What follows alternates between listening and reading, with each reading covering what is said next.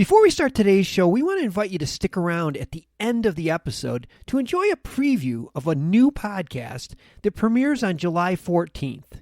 As the industry's exclusive cannabis podcast network, MJBulls is proud to present Women Leading in Cannabis. Join host Kira Reed each week for inspirational discussions with women who are leading the cannabis industry. Hello, everyone. Welcome back to another episode of Hemp Barons. I'm Dan Humiston, and if you missed last week's episode, then you haven't heard that we have a brand new host. Joy Beckermanon has taken over on the mic, which is awesome because not only is she the world's foremost hemp authority, but she also knows all the other hemp barons, which is obvious in today's show as she reconnects with one of her old friends and a true hemp serial entrepreneur. Let's join Joy's conversation with Morris Beegle.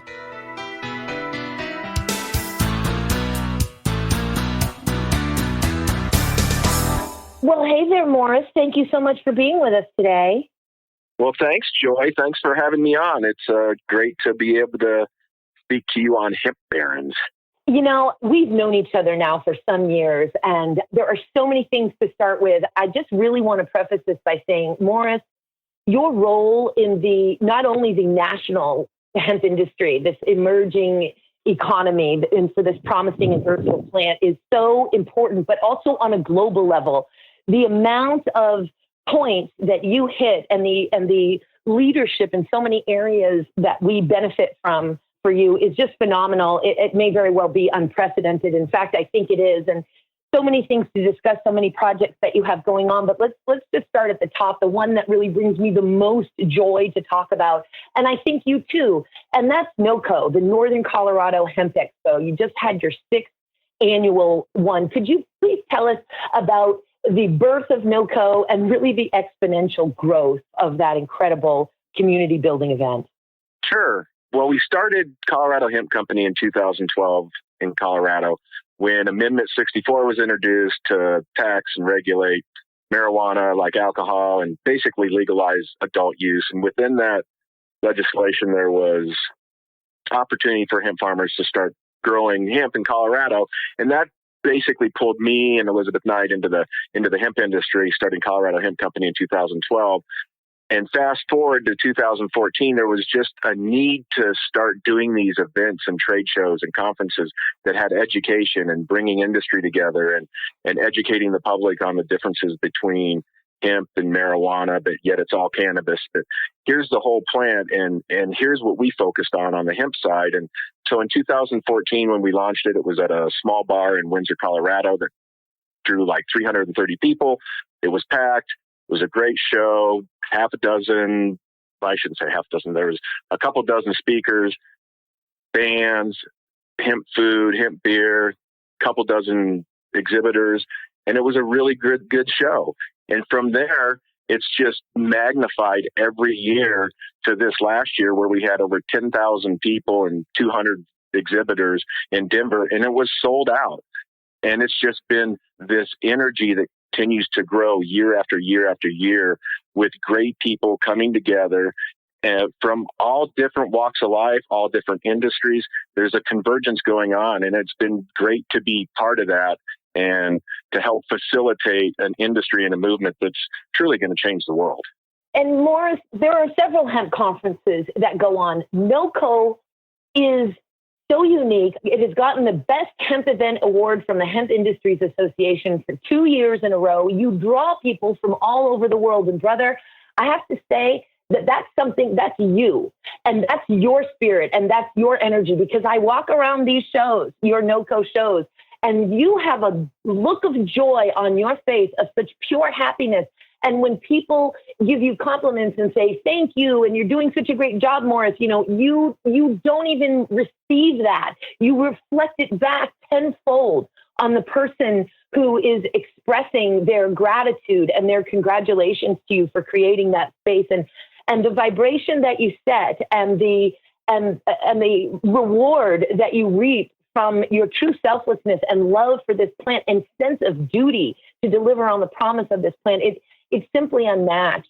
And let's talk for a second also about she. And then I can't wait to talk about really, we are for Better Alternatives, which you're the co-founder and president of, and it's this multitude of projects and entities within WAFA, We Are for Better Alternatives, that this operates. But again, this community building aspect is something that I just so admire and enjoy and look forward to. You've also expanded now to She, which we love. We know that was on purpose to celebrate the female energy. And that's the Southern Hemp Expo taking place in Tennessee. You had the first one last year. Am I right? Could you tell us a little bit about that and the potentially unexpected response that you got? Yeah, so we wanted to launch another show on the other side of the country. You know how Expo West and Expo East, and you've got MJBiz in Las Vegas, and then you've got the MJBiz conference in New Orleans. And we felt that it was necessary to launch a show that was either in the South or up in the East. And the Nashville thing just happened to work out. I'd met with Cecily Friday and Colleen Kihei a couple years ago, and we had discussed bringing the NoCo energy and the NoCo information to the South, and we thought Nashville would be a great place. And so when we did it there last year, we did it out at the fairgrounds, and we sold out the expo hall, we sold out the conference, and we had over 4,000 people, and it was a tremendous response for the first year event out there. It was really, really well welcomed. And we're excited to go back there this year. We're actually moving it just outside of Nashville to a town called Franklin that's like 25, 30 minutes away. There's this Ag Expo Center. We're going to have 150 plus exhibitors, 6,000 to 8,000 people this year. It's very farm and ag. It's going to be a super, super cool event, especially in Tennessee now that's got almost 3,000 registrants for farming out there. I mean, they are excited about hemp, and we're excited to be out there and bring the whole tribe from around the world to share their experience and really make things happen in the South. Oh, it's so important. And what's going on down there, some such great leadership, as you know, Clint Palmer, D.W. Cooper, Cody Steele's just doing such important work, research work, and gathering folks together. I think it may be the largest Hemp Industries Association chapter, over 300 members, and their monthly meetings there are like 3 hours. Tennessee is serious, and just, wow, what a great place to end up. And also, and then we'll move on to, again, your very illustrious projects that you do in the actual hemp industry beyond what could essentially be a full career for somebody, which is these conferences that you do. I, again, just can't help to drive it home. Your spirit of cooperation and community building is of such a shining example to our community. And you even operate a website called hempevents.org, which folks can go to. I recommend hempevents.org to regulators, lawmakers, researchers, folks in the industry, students and teachers. And that is a website that shows all of the hemp events that are going on all over the place, not just NoCo and She, but all of the hemp conferences, brother. What a tremendous service that you provide to the community by operating and maintaining that website, hempevents.org. I just wanted to a quick comment about hempevents.org and coming from the music industry and being a promoter and an event producer. I've always found that it's great to try to work with as many other promoters and producers that are out there that have the same mindset, that have the same intention. And that's what hempevents.org is about, is collaborating with other producers, promoters from around the country and around the world that want to promote the same message and the same intention and the same purpose about this plant. So that's what that event there, that site's for. And we're not the only ones out there doing it, but we want to work with others that want to promote this plant in the correct way. It's incredible. And you want to provide a resource to folks who are thirsting, absolutely thirsting for information and education about this incredible plant. And of course, Happy Scratch, you certainly do. You have a background, brother, in music promotion. Happy Scratch Records, I know you formed in Colorado in the 90s. And in fact, one of the offshoots of the prolific endeavors that you are engaged in with hemp and have been for a number of years is you also started a hemp guitar company. Could you tell us a little bit about that? Sure. So I launched Silver Mountain Hemp Guitars last year, and I had been working back and forth with a company out of Canada, Canadian Hemp Guitars, who is one of a couple of guitar companies in the last 10 years that has tried to make guitars and instruments out of hemp. And we formed a really good relationship, and I asked them if we could figure out a way to come up with a private label situation. They could build specific models of guitars for me. And so we built a couple of different models that they hadn't built before, a Telecaster model and an SG model, and we're getting ready to build a Strat model. And now we're doing ukes. And I found a guitar cabinet manufacturer that could build cabinets using hemp board, which I'm now getting from Larry Serbin at Hemp Traders, who just came out with a brand new can of board, which is super cool. It's grown and manufactured in the United States. So we've got hemp board guitar cabinets that, again, are homegrown here in the United States, produced in the United States. And we've got hemp guitar cabinets that we're going to probably be able to build 50 or 60 of before the end of the year and really go into a little bit more production than we have been. And we're also making hemp guitar straps and hemp guitar picks and volume knobs made out of hemp plastic. So it's a small boutique label at this point, but I think that it's a great way to show the public that, hey, hemp can do all kinds of things. It can even make guitars. So I think it's more of a piece that promotes the plant. I don't want to be Gibson or Fender or any of that. I mean, wood guitars are great, but it just goes to show that this plant can really do anything. And that is just a great segue for the question that I was gnawing a hole on the inside of my cheek to ask you while you were speaking, while my heart was bursting, because it's essentially you're taking your passion for music and you are using it as a showcase and demonstration hub for so many uses of this versatile plant. And for the listeners who may not realize what we're talking about when we say hemp guitar, I wonder if they're picturing something with leaves coming out of it. Now, hemp board looks like plywood, guys, except that instead of cutting down trees, we are using a fast-growing renewable crop, hemp hurd, the inner woody core of that stock to create the hemp board. Tell us a little bit just about the bioplastic or the hemp resins or however it is that you create the guitar. So the guitar body it's a bast fiber composite that is molded around a wood core. So it's about between an eighth and a third of an inch thick. And it's a bast fiber composite.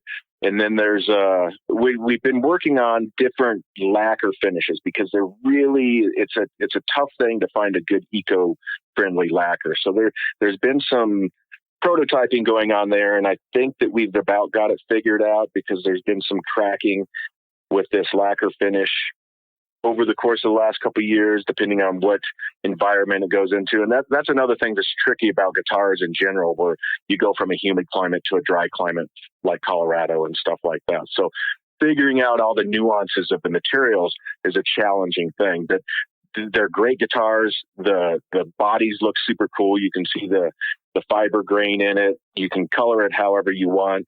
We're getting ready to do a couple of natural guitars, so you'll really be able to see kind of the hurd and the fiber finish, because there's a little bit of hurd in there as well too. So anyway, it's the body of the guitar that's the hemp part. Yes, no, this is so great. And bast fiber, for listeners who may not realize, that's the outer bark of the hemp stalk. So the hurd is the inner woody core, and the bast is that outer bark. And there were other bast fiber crops, calf and flax and so on. Just amazing. I remember interviewing you in July of 2015. We're already well friends and brother and sister by that time, but I get to do some writing for Marijuana Venture magazine out of Seattle. And I remember interviewing you because now, as if everything that we haven't spoken about is so important and such a major contribution, getting right down to it, brother, replacing toxic wood paper that is inferior to hemp paper with hemp blended paper of archival quality that's naturally acid-free and so on and so forth. We're really starting to talk about chopping the wood and carrying the water for planetary healing. And Colorado Hemp Company also has a branch, Tree Free Hemp paper. And I found a sentence in the article that I wrote about you. And it said, you started this with Lizzie at night and business development manager, Chris Rogan. And when you had this inspiration, you found that sourcing hemp blended paper was, quote, well, basically impossible, period, worldwide, period. And you realized you were going to have to manufacture it yourself.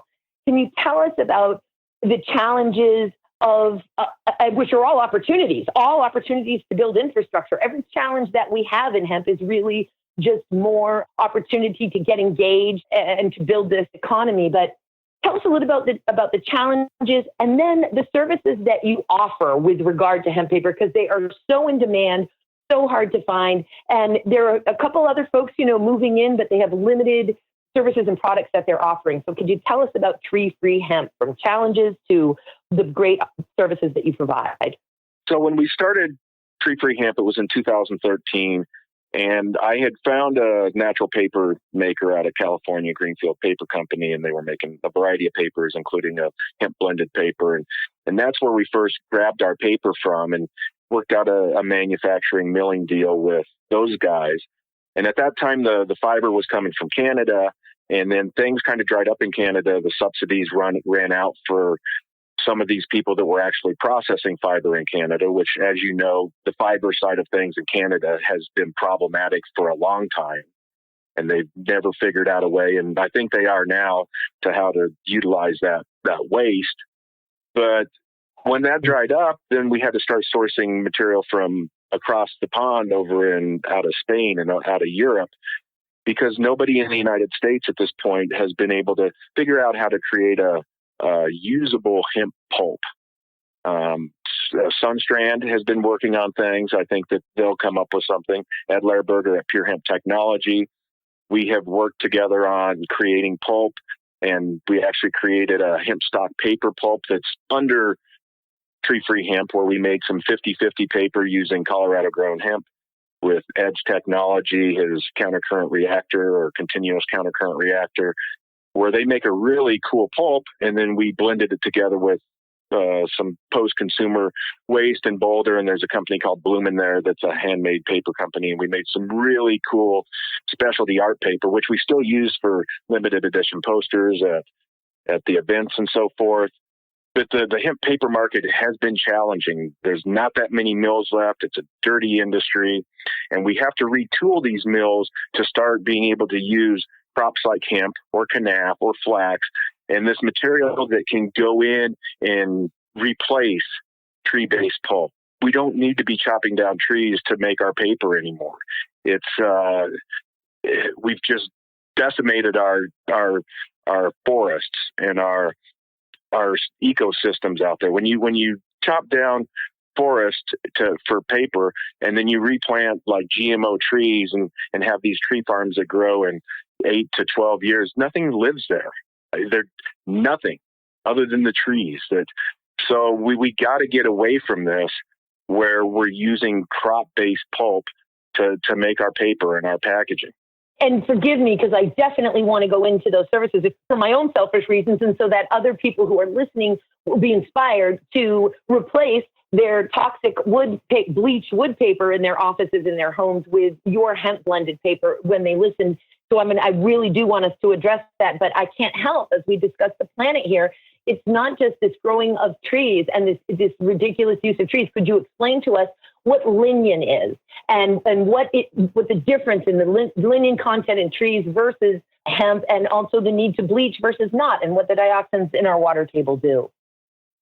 Some of that stuff might be technically above my head, but hemp has a high concentration of cellulose, and it's also got lignin. All plants have lignin in it, and lignin is a sticky byproduct that can be used for adhesives and a variety of other materials that a company like Pure Hemp Technology has been working on for years, and they got one of the top lignin scientists in the world. But you have to delignify the material to get it into the paper market, and it's a very chemically driven process, typically with wood. And that's one of the things where you have to use all these chemicals to strip off the lignin to just get down to the cellulose. And the Pure Hemp technology actually does it in a way that is very environmentally friendly, and running it through their countercurrent reactor. And everything is closed loop. So any of the chemicals that they do use never escape, and they're continually reused. So they've got a process that's, from a chemical standpoint, that is way, way better for the earth. So that's even a double whammy, that they have a process that recycles and reuses and maximizes the few amounts of chemicals that are required to break down the lignin. And you know, brother, the way I tend to describe it to people, I say, if you punch a tree trunk, you're going to hurt your hand. That's a thick, hard tree trunk, because lignin is what gives plants their rigidity and protection. Whereas you can punch a hemp stalk, you're not going to hurt your hand. There's only about 3% lignin in hemp. So those chemicals simply aren't necessary when we really start to wrap our heads around, right? Oh my goodness. Do you know how many chemicals it takes to break down a tree trunk to get to the cellulose, when hemp has only 3% lignin and is basically 75 to 85% cellulose? You know, it's just such a game changer. And the fact that we don't have to bleach it and poison the water tables with all of the dioxins. It's just such an incredible service that you do to provide this to folks. And what is available at Tree Free Hemp for offices and homes? Well, we do have some reams of paper. Reams of paper, it's incredibly pricey because of the lack of the amount of hemp paper that's available in the marketplace. When we run hemp paper, and we just ran 10,000 pounds of it, you know, running 10,000 pounds of paper compared to running 100,000 pounds of paper on a monthly basis, like a lot of these big paper companies do, the price becomes pretty expensive. So reams we do have, that they're fairly pricey. It's like $40 a ream. But we offer business cards, postcards, posters, brochures, program guides, greeting cards, letterhead, general all-purpose marketing collateral. We're starting to do some packaging. We're working on a new paperweight that's a 18-point paperweight that would be great for tincture boxes and vape pen packaging and a variety of packaging that's out there. So getting into some packaging. Yeah, and some people are doing packaging with the hemp paper that's out there. But to me, the heaviest weight paper that we've got, it's like a 15-point. It doesn't quite stand up to what's out there on the market, where you can find recycled stocks that are a little bit more rigid. So there's some R&D and technical processes that need to be developed and that are being worked on, again, by Pure Hemp Technology, who I think I'm allowed to say is launching a new entity called Pure Hemp Pulp and Paper that I will be working with. And me and Ed have just had a conversation on it last night. So there's exciting things that those guys are doing over there that we're going to be partnering with. So exciting things for the future of hemp paper coming this year. Oh my God. I mean, what a note to end on, brother. That just made my heart sing. Pure Hemp Pulp and Paper. You know that Ed Lerberger is one of my favorite humans. You gentlemen working together is it's such a light. And thank you 10 million times over for everything you do. We've only scratched the surface in this interview. We could go on and on for each of your products. And we haven't even touched upon just the tremendous activist that you are. Brother, you've got fire. You don't want to be on the opposite side of Morris when he's fired up if you've done the movement wrong.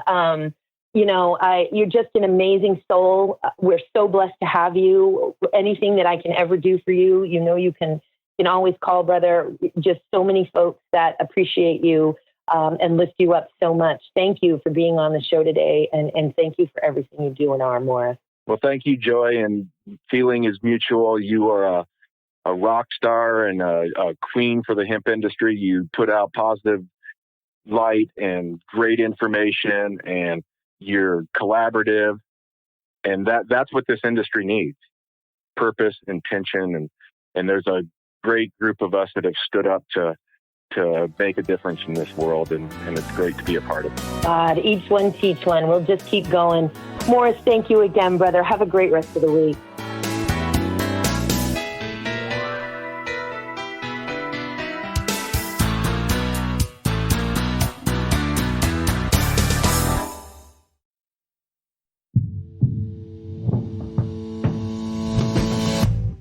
Tell me, boy, you make me so bored. You need to walk the other way. I tell you once more,